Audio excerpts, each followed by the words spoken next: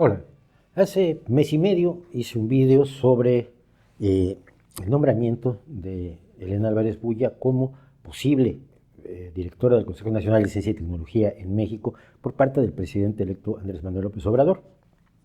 En ese video que usted puede ver, criticaba yo esta posibilidad, pedía que se reconsiderara esta posibilidad con base en una serie de cuestiones. Unos días antes, un grupo de ciudadanos eh, eh, en México, que me invitaron a participar con ellos, crearon una plataforma, una iniciativa llamada Resistencia 18, pidiendo precisamente esto. Abrieron una petición en Abás para que la gente firmara y para, una vez habiendo reunido 1000 firmas, presentarlas al presidente electo y decirle: vuelva usted a plantearse esto. Esto es lo normal en una situación política de un país serio y común y corriente y democrático.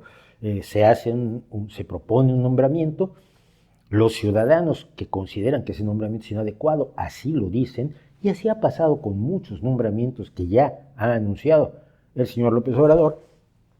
Las personas que están a favor del nombramiento dan sus argumentos y finalmente el responsable, que en este caso es el presidente electo, decide si ratifica o no ese nombramiento anunciado. Todo esto es parte de una cuestión democrática de participación ciudadana, o así lo veía yo hasta que empezaron las agresiones de la manera más increíble del mundo.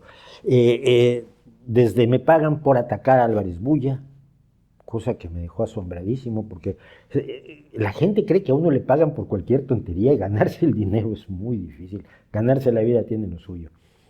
Que si yo estaba promoviendo a alguien para que fuera el director del Consejo Nacional de Ciencia y Tecnología, no, mire, precisamente una de las cosas que dije yo es que son los científicos y la comunidad académica mexicana, y en menor medida nosotros, los divulgadores y periodistas especializados en ciencia, los que deberíamos hablar y ser consultados para que tome la decisión, por supuesto, el presidente electo, que por ley es quien nombra a quien dirige el Consejo Nacional de Ciencia y Tecnología. Que si yo quería ser el director del CONACYT, cosa que es bastante imposible, siendo que soy periodista, no soy científico, sería absolutamente absurdo.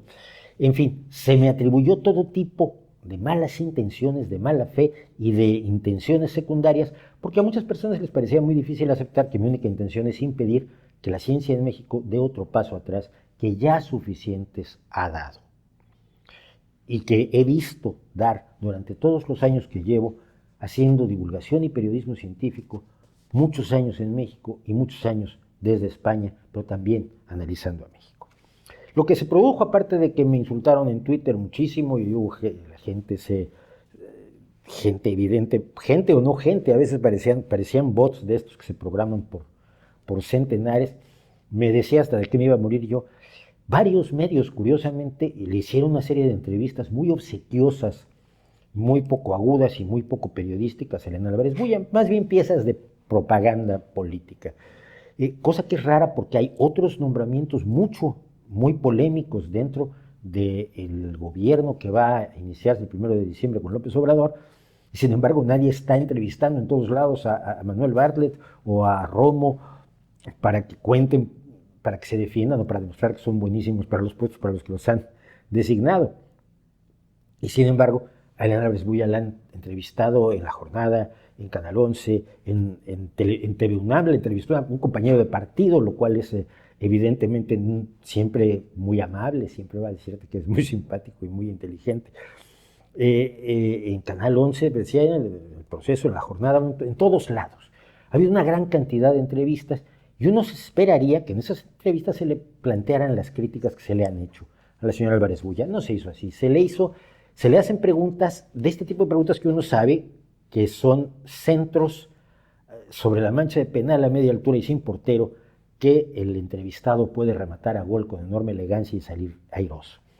¿Vas a tener menos burocracia y más científicos? Sí. ¡Oh, qué maravilla! ¿Quién va a decir que quiere que haya más burócratas y menos científicos en un Consejo Nacional de Ciencia y Tecnología? Obviamente, esto y otras cuestiones que son parte del proyecto de cualquiera que entrara a tratar de limpiar un poco una dependencia de gobierno así, nadie estaría en contra, nadie está en contra de que haya menos burocracia, nadie está en contra de que a los jóvenes, a los investigadores mexicanos que se han tenido que ir al extranjero por falta de espacio, se les traiga de vuelta a México para que trabajen dentro del país y hagan investigaciones dentro del país y generen patentes que luego puedan convertirse en fuente de ingresos para el país, aunque eso ya no le gusta a Elena, pero hablaremos de eso después. Es decir, las cosas obvias fueron aquellas que fueron la base de las entrevistas que se le hicieron a Álvarez Bulla.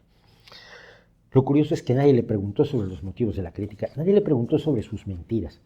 Las mentiras que ha contado respecto, por ejemplo, del maíz transgénico. Ejemplos, en el video anterior están muchos, pero un ejemplo. Ella dice que tiene menos calidad nutritiva, mayor índice glicémico, menos proteínas, menos antioxidantes, el maíz transgénico que el maíz no transgénico. Como el verdadero maíz, con altos contenidos de antioxidantes, preventivo de enfermedades inflamatorias, fibra, proteínas, bajo nivel glicémico, en contraste con el maíz que yo le llamo botarga, producido por la ciencia occidental con un mejoramiento ultranza. No es cierto.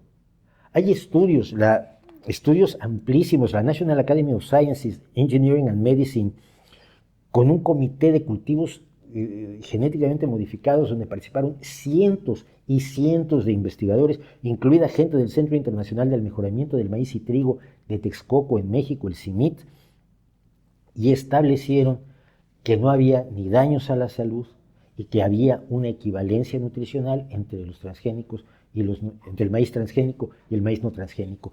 Puedes rechazarlo por otras cosas, pero ¿por qué tienes que mentir? Esa mentira es enormemente preocupante en alguien que se supone que va a ser un servidor público.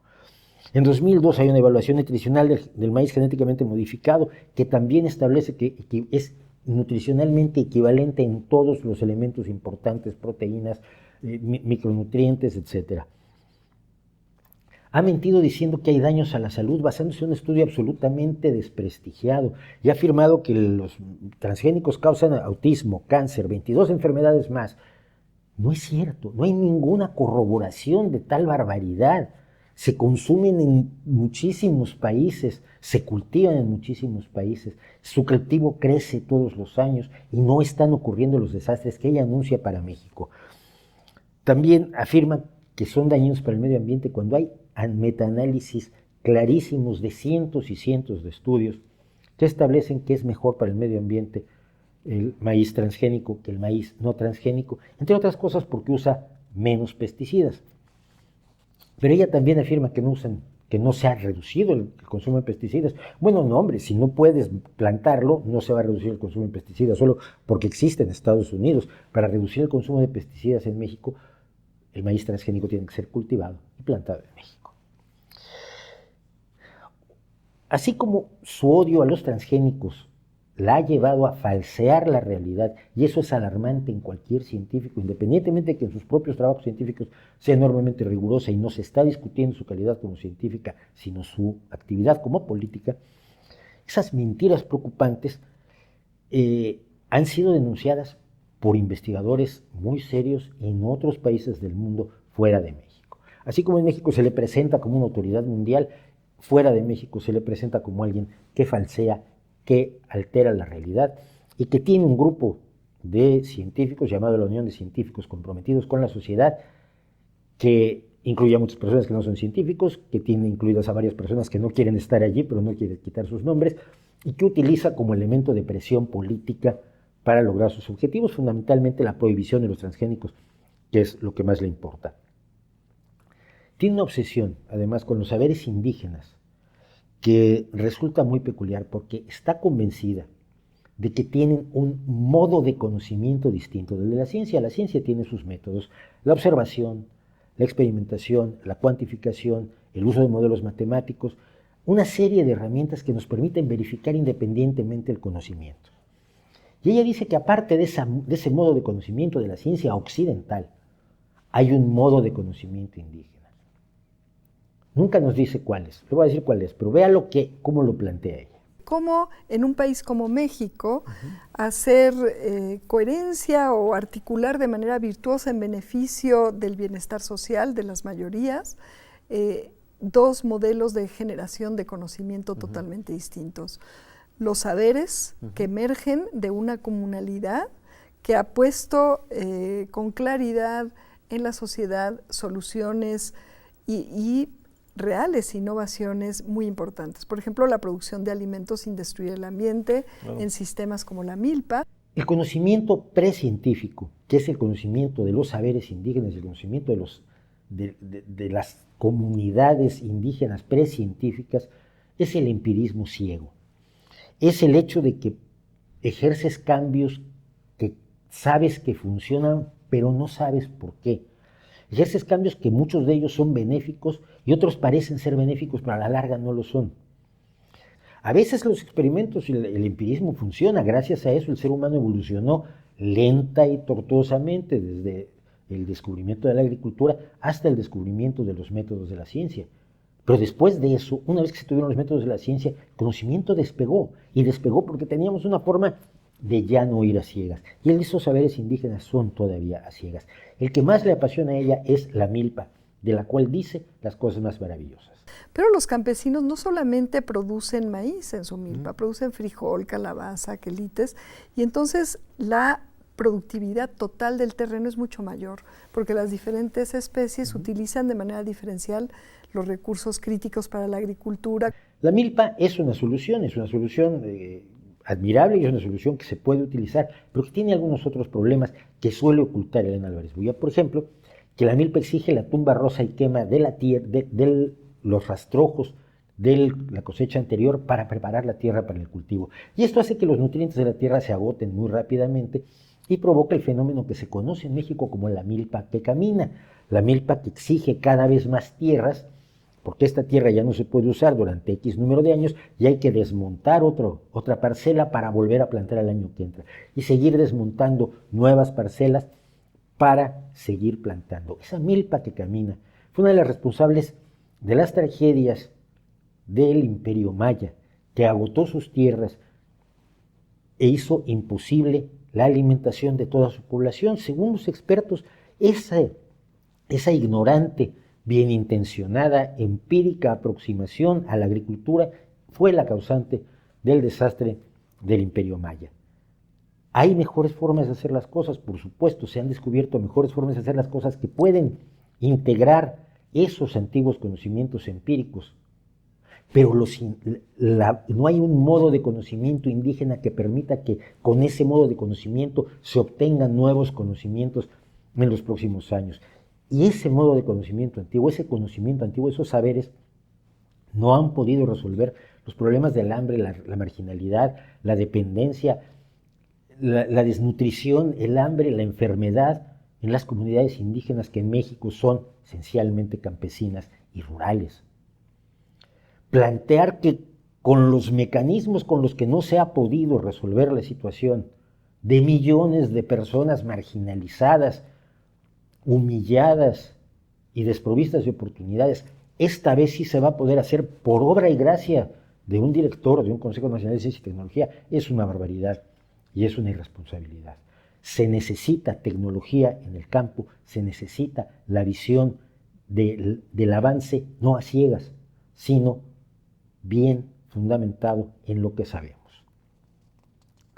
Su ataque a la ciencia occidental y su rechazo a la ciencia occidental y su equiparación a los saberes occidentales llega a su límite cuando ella plantea que toda la ciencia está sometida a las multinacionales y que toda la ciencia es asunto de explotación comercial y económica. Sí es cierto que toda tecnología para aplicarse, se vende. México paga una enorme cantidad de dinero en patentes al exterior.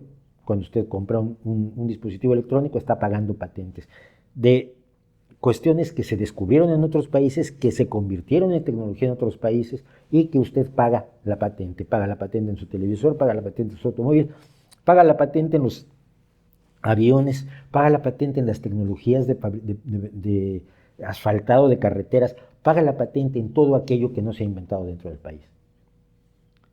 Pero la investigación básica no la hacen las multinacionales, la investigación básica en México y en todo el mundo se paga con dinero público. Y el dinero público está precisamente para eso, porque la aplicación cuando ya tiene la posibilidad de comercializarse, sí la aborda la empresa privada. Y esa comercialización puede ser abusiva o puede no serlo, porque no olvidemos que el campesino también vende sus productos y de eso vive. No vive del aire, ni vive de la buena onda, ni del buen rollo, ni del aire. Vive de la venta de sus productos, de cultivos que merecerían ser más abundantes, más productivos, más atractivos para el consumidor, de modo que el campesino pudiera obtener mejores ingresos y mejorar su vida, no quedarse, como hasta ahora, para satisfacción de alguien que vive en la Ciudad de México. En sus entrevistas, Álvarez Bulla una y otra vez equipara la investigación científica a una competencia absolutamente mortal que provoca que todos los científicos mexicanos, que gran parte de los científicos mexicanos cometan fraudes. Primero que nada, la imagen que está dándole a la ciudadanía del trabajo de los científicos resulta absolutamente irresponsable y falsa. Los científicos colaboran, siempre han colaborado. Los trabajos de investigación conjunta de distintas instituciones, los congresos, las revistas científicas mismas, son formas de colaboración. No es cierto que los científicos estén compitiendo todo el tiempo como empresas en el mismo mercado. Cierto que hay competencia, pero no solo hay competencia. Y esa idea de que no hay colaboración y la colaboración va a venir del cielo solamente cuando la nombren a ella, directora del Consejo Nacional de Ciencia y Tecnología, es una irresponsabilidad. Y es una irresponsabilidad repetir una y otra vez el problema del fraude porque se magnifica. ¿Hay un problema de fraudes en la ciencia? Sí, la ciencia es humana, la hacen seres humanos y algunos de esos seres humanos son deshonestos. Pero esto no quiere decir que sea un problema tan generalizado como lo está presentando Elena Álvarez Bulla, dando una imagen de los científicos, de la ciencia occidental y autoritaria, de personajes despreciables que además no tienen ni siquiera los elementos morales básicos para no cometer fraude. Inmediatamente que Andrés Manuel te anunció en Televisión Nacional, además en el tercer debate en junio, ella se puso a escribir su proyecto, ¿no? Esa misma semana y unos días después ya se había divulgado una propuesta muy interesante para CONACYT. Entonces, finalmente, el plan que hizo Álvarez Bulla lo hizo ella sola. En cuanto se enteró que iba a ser nombrada por López Obrador, hizo un plan a su imagen y semejanza, con sus pasiones, con sus intereses y con sus desprecios. Un plan que no consensuó con la comunidad científica, que no consultó con nadie, que está orientado fundamentalmente al medio ambiente y la agronomía, porque son los temas que a ella le apasionan, que está muy bien, pero que no son todos los temas de la ciencia en México. Y en ese plan hay dos puntos sumamente preocupantes. La idea de que el CONACYT va a vetar líneas de investigación que pueda considerar peligrosas. La idea de la ciencia orientada, que sería orientada bajo las directrices de alguien que ha demostrado no abordar honradamente los temas que le son emocionales y políticos, como el caso de los saberes indígenas, como el caso de los transgénicos, representa un peligro. Curiosamente, en una de las entrevistas, la propia Álvarez Bulla habló de que no se trataba de hacer lo que hizo Trofim, no sé, le dio un nombre muy extraño, este nombre, Lisenki o algo así, a Trofim Lisenko. No estoy diciendo que ella crea en el lamarquismo en el que creía Trofim Lisenko. Creo que ella quiere hacer una ciencia de Estado, una ciencia donde la ideología política, las convicciones políticas dicten las líneas de investigación, veten las líneas de investigación que no están aceptadas y corten el debate científico abierto. Y esto lo aclara mucho en una frase que repite constantemente en sus entrevistas. Yo creo que en términos científicos esta controversia ha quedado zanjada ya hace mucho tiempo, ¿no? La biología ha avanzado a tal manera que realmente está claro que estos organismos genéticamente modificados para su liberación al ambiente implican insuficiencias. Y eso es precisamente lo opuesto a lo que hace la ciencia. La ciencia cambia de opinión cuando tiene más datos. Ciertos datos le indican que tal vez la conclusión es esta, pero cuando los datos se amplían, hay que cambiar de opinión, quizás estábamos equivocados. Los datos indicaban que el mundo se estaba enfriando, pero no se está calentando. Los datos indicaban tal cosa, pero al tener más datos tenemos una visión más amplia y las conclusiones son distintas. No hay debates cerrados, y menos en biología, y menos en agroalimentación, y menos en cuestiones de genética. No hay debate cerrado. Y el hecho de que con todo el autoritarismo que ha demostrado al frente de la Unión de Científicos Comprometidos con la Sociedad, diga que el debate está cerrado, nos dice muy claramente cuál es el peligro que sufre el Consejo Nacional de Ciencia y Tecnología, la ciencia en México, el financiamiento de la ciencia y la asesoría de las políticas científicas de nuestros políticos en manos de esta persona. Probablemente es muy buena persona, probablemente tiene las mejores intenciones del mundo, probablemente le gustan los gatitos y los perritos, y probablemente es una gran científica que es rigurosa metodológicamente a la hora de trabajar en su laboratorio. No estamos hablando de eso. Quien quiera seguirme atacando en Twitter por esto, a ver si por lo menos me explica por qué estas críticas, estas observaciones sobre el accionar político de Álvarez Bulla durante los últimos 10 o 15 años están erradas, porque yo sí puedo cambiar de opinión cuando los datos me lo indican. Y es lo que debemos hacer todos, ¿no cree usted?